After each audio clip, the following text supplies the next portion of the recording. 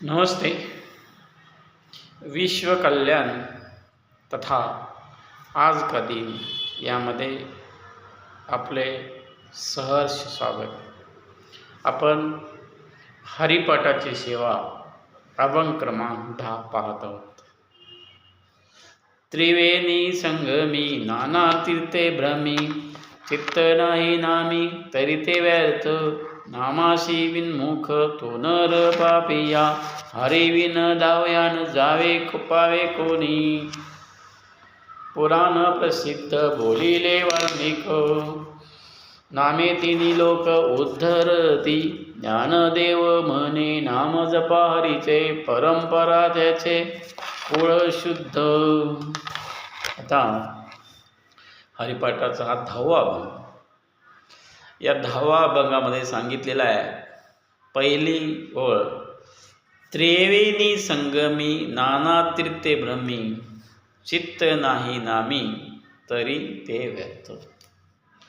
गंगा यमुना सरस्वती या तिन्ही नद्याचा जिथं संगम आहे ते प्रयाग, काशी, वाराणसी, रामेश्वर, सर्व जगातली सर्व तीर्थ जो माणूस फिरतो, पण त्याचं चित्त नाही नामी, त्याचं नामस्मरणामध्ये चित्त नाही, त्याच्या मूळ कर्मामध्ये चित्त नाही. ज्या कर्माने तो भाकरी मिळवतो त्याच्यामध्ये त्याचं लक्ष नाही. हे सर्व काही व्यर्थ आहे असे ज्ञानेश्वर महाराजांनी सांगितलं. पूर्वी सुद्धा बरेच लोक तीर्थ वर्थ वगैरे वगैरे हे सगळ्या गोष्टी करायच्या, पण आपला भावच नाही. आपण फसविणारे असू, आपण लोकांना त्रास देणारे असो, तर उगीचच 100 देवळे, 100 ठिकाणं, 100 श्रद्धास्थान फिरण्यात अर्थ नाही असं सांगतायत. पुढे, नामाशी विनमुख तो नर पापिया, हरी विनय धावया न पावे कोणी. जो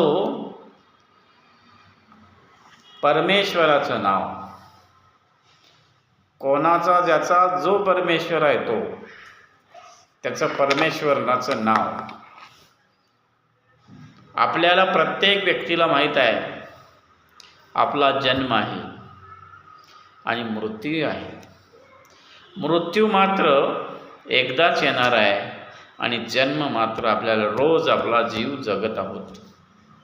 रोजचा दिवस आपण पाहतोय, रोजचा सूर्य आपण पाहतोय, रोजचा चंद्र आपण पाहतोय, आणि हे ज्यांच्यामुळं पाहतोय परमेश्वर आपल्याला जिवंत ठेवतो. नाहीतर आपण म्हणतोय कितीही डॉक्टर्स जगभरातले प्रसिद्ध असले, किती सायन्स पुढे गेलं असलं, आता IIT आलेला आहे, AI तंत्रज्ञान आलेलं आहे, पण यामध्ये माणसाच्या जीवाची गॅरंटी ना डॉक्टर देऊ शकतो, ना शास्त्रज्ञ देऊ शकतो, ना वास्तुशास्त्रज्ञ देऊ शकतो, ज्योतिषशास्त्रज्ञ देऊ शकत नाही. तर म्हणजे काय, जी व्यक्ती नामाशी विनमुख, त्यांना हरिनाम घ्यावाशी लाज वाटते, हरिनाम घ्यावासं वाटत नाही, खुदा का नाम लेने के लिए वो डरता है, वो भागता है उससे. तो बोलतो जे काय आहे ते माझ्या नशिबानं, माझ्या कर्मानं मिळाले असं म्हणत असतो. स्वतःला त्याला गर्व असतो. असा माणूस जरी असला, या व्यक्तीला सुद्धा जो नास्तिक आहे, जो ह्या कुठल्याही गोष्टी मानत नाही, याला सुद्धा हरीशिवाय, परमेश्वराशिवाय त्याच्या मदतीला कोणीही धावून शकत नाही.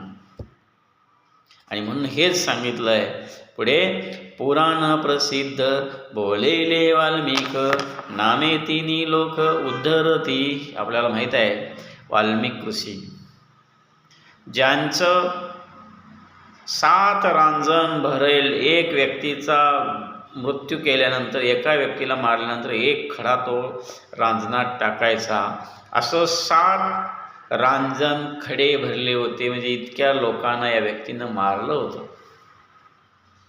या व्यक्तीला नारद कृपेनं सांगितलं गेलं की याच्यातून पापातून मुक्ती मिळण्यासाठी काय, तर नारदाने त्यांना राम म्हणायला लावलं. याला राम म्हणता येत नव्हतं, मरा म्हणत होता. पण ह्या वाल्मिक ऋषीनं, वाल्या कोळीनं प्रचंड राम राम राम मरा मरा म्हणता म्हणता राम राम त्यांच्या तोंडून मुखद्गत गेला. आणि आज कितीतरी हजारो वर्षापासून या वाल्मिकनी लिहिलेलं प्रभू रामचंद्राच्या जन्माअगोदर लिहिलेलं रामायण, जसं या वाल्मिकजीने लिहिलं तसंच रामायण घडलं. आणि म्हणून ते सांगतात, वाल्मिक म्हणतात, जो राम नाम घेतो, जो हरिनाम घेतो, याचं नाव तिन्ही लोकामध्ये याचं नावाचा उद्धार होतो. आकाश, पाताळ, पृथ्वी या सर्व भागामध्ये किंवा बऱ्याच पिढीमध्ये या व्यक्तीचं नामाचा जपाचा आदर होतो. आपल्या भारताची संस्कृती आहे. आपल्या भारतामध्ये ज्या लोकांच्याकडे बलाढ्य संपत्ती, भरपूर सोने चांदे दागिने, पैसा, जमीन वगैरे आहे, या लोकांचं नाव कोण ध्यानात ठेवत नाहीत, कोण लक्षात ठेवत नाहीत. पण संत तुकाराम महाराज गरीब होते, श्रीमंत होते, पण त्यांनी सर्व सोडून दिलं आणि प्रभू रामचंद्र भगवंताची, पांडुरंगाची सेवा केली. त्याचं नाव सर्व लोक जाणतात. तुकाराम महाराज पैसे नव्हते त्यांना पंढरपूरला जायला. त्या वारीच्या मार्गाने जाताना ते एकटे जात होते, चालत एकटे जात होते. त्या मार्गाने आता हजारो लाखो लोक जातात. तसेच ज्ञानेश्वर महाराजांनी सुद्धा काही संपत्ती नाही कमवली, यांचंही नाव लोक आदराने घेतात. संत एकनाथ महाराज, त्याच्याबरोबर अन्य अशी बरीच मंडळी आहेत. तर या लोकांना लोक विसरत नाहीत. समाजासाठी या लोकांनी आपल्या आयुष्य वेचलेलं आहे. आणि म्हणून पुराणामध्ये यांनी बोललं आहे, वाल्मिक ऋषींनी, या लोकांचं बऱ्याच कालावधीपर्यंत, अनंत कालावधीमध्ये यांचं नाव लक्षात राहतं. तुकडोजी महाराज, राष्ट्रसंत तुकडोजी महाराज, असे बरेच लोक आहेत की या लोकांचं नाव अजरामर राहतं.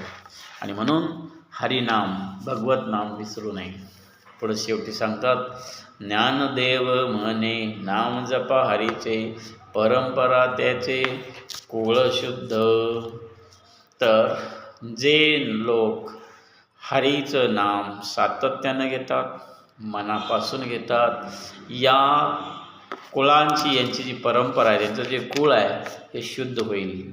आणि एक विशेष, हरिनामसुद्धा घेण्यासाठी सुद्धा त्या कुळामध्ये चांगलं घटना घडत असेल तरच हरिनाम त्या माणसाच्या मुखामध्ये राहतं.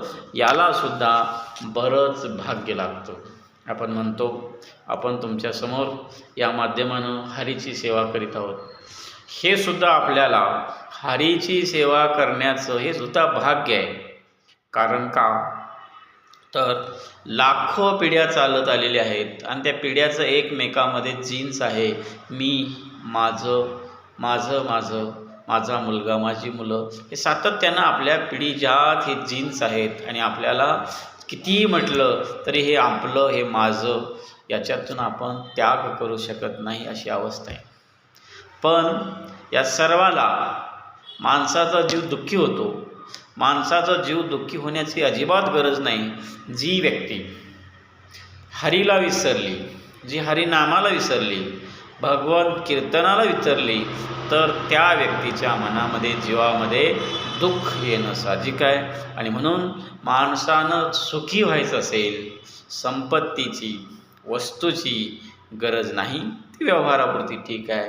तर माणसाला या टेन्शनमधनं, या दुःखामधून बाहेर पाडण्याचा एकच मार्ग आहे, राम कृष्ण हरी. आणि म्हणूनच हरे राम राम राम हरे हरे, हरे कृष्ण कृष्ण कृष्ण हरे हरे, हरे राम राम राम हरे हरे, हरे कृष्ण कृष्ण कृष्ण हरे हरे, हरे राम